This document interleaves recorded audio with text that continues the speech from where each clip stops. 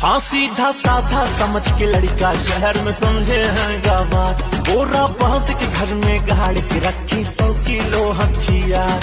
जान के हमरे बारे में दांत से दांत के अंगुरी कुचो। इधर आओ सुन। हाँ हम है बचपन के बदमाश, हमरे गांव में जाके पूछो। हम है बचपन के बदमाश, हमरे गांव में जाके पूछो। हमरे गांव में जाके पूछो। हमरे गांव में जाके पूछो।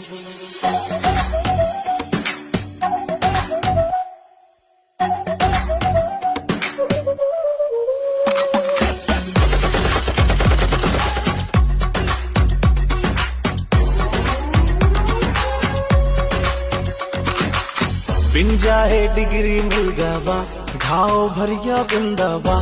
समझ कलौंड के सीधा गाय, गांव तबाही खूब भावा।